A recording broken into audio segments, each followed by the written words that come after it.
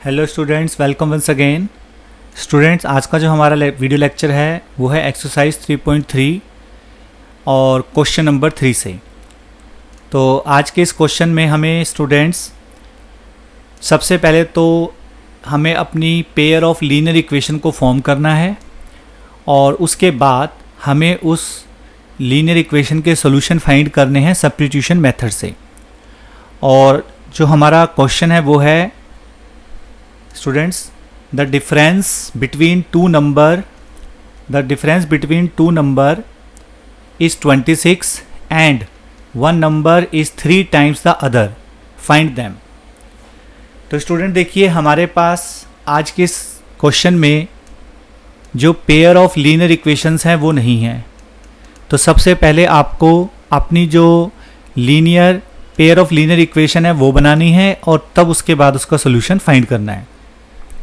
तो स्टूडेंट चलिए, सबसे पहले हम अपनी जो लीनियर इक्वेशन होती है उसको कैसे बनाना है मैं आपको बताता हूँ।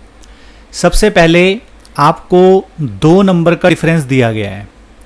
तो जब आपको 2 नंबर का डिफरेंस दिया गया है तो आप लिख सकते हैं let first number be x and second number is equals to y। तो अब हम इसको कैसे लिखेंगे? Let first number is equals to x and second number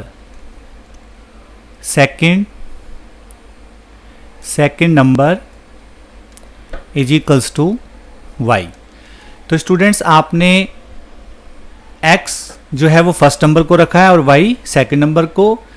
आपको इसमें एक ध्यान देना है स्टूडेंट कि आपने दोनों में से किसी एक नंबर को ग्रेटर देन रखना है। तो मैंने x ग्रेटर देन y रखा है। तो जब हम x ग्रेटर देन y रख रहे हैं और हमारे पास the difference between 2 number is 26 है, तो उसको हम लीनियर इक्वेशन की फॉर्म में कैसे लिखेंगे? x minus y equal to 26, क्योंकि दोनों का डिफरेंस 26 है।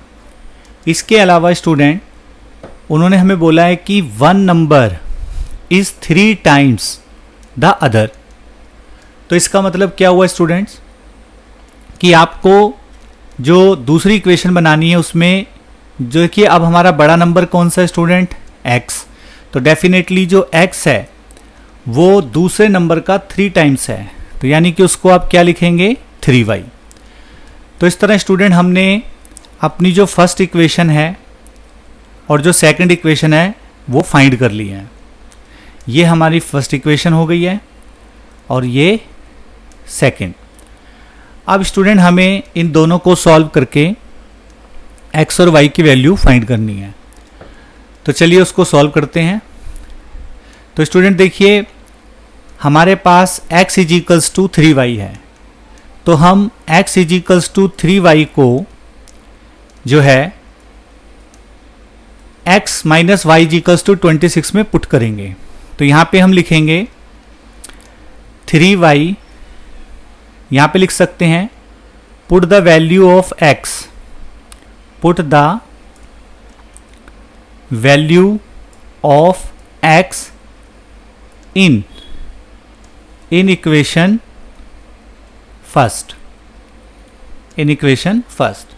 तो अब हम जब इसे फर्स्ट में पुट करेंगे स्टूडेंट तो हमारे पास आ जाएगा x minus y is equals to 26। तो जब आप इसे माइनस करेंगे तो आपके पास आएगा 2y इज इक्वल्स टू 26। तो यहाँ से आपको y की वैल्यू मिल जाएगी 26/2। इसको आप डिवाइड कर लीजिए तो यहाँ पे 13 आ जाएगा और आपकी जो y की वैल्यू आ जाएगी स्टूडेंट वो आ जाएगी 13। तो देखिए, हमने y की वैल्यू को फाइंड कर लिया है। अब हम x की वैल्यू को फाइंड करेंगे। तो x की वैल्यू के लिए हम x is equals to 3y को लेंगे और उसमें y की वैल्यू जो है 13 वो पुट कर देंगे। तो ये आ जाएगा इंटू 13। तो आपके पास x की वैल्यू आ जाएगी 39। तो देखिए स्टूडेंट, हमने x और y दोनों वैल्यूज जो है वो फाइंड कर ली है। तो इसमें हमारा जो फर्स्ट नंबर होगा स्टूडेंट, तो जो हमने फर्स्ट नंबर लिया था वो x लिया था, तो जो हमारा फर्स्ट नंबर होगा, फर्स्ट नंबर, तो वो हमारा हो जाएगा स्टूडेंट 39, और जो सेकंड नंबर है वो हो जाएगा स्टूडेंट हमारा 13। अब इसको आप एक बार फिर से समझ लीजिए। देखिए हमने फर्स्ट नंबर को x लिया है और सेकंड नंबर को y, क्योंकि हमने x ग्रेटर देन y लिया है, तो जो हमारी फर्स्ट कंडीशन है वो बताती है कि दोनों नंबर का डिफरेंस 26 है, तो उसको आप इस तरह से लिख लेंगे x minus y equals to 26। जो सेकंड कंडीशन है आपकी, उसमें बोला गया है कि one number is 3 times the other number, तो आपकी सेकंड इक्वेशन आ जाएगी x is equals to 3y। अब आपको x is equals to 3y को इक्वेशन 1 में रखना है, तो वहाँ से आपको y की वैल्यू, x की वैल्यू कितनी मिल जाएगी, सॉरी y की वैल्यू मिल जाएगी 13, और 13 को जब आप वापस यहाँ रखेंगे इसके अंदर, तो आपके पास x की वैल्यू आ जाएगी 39।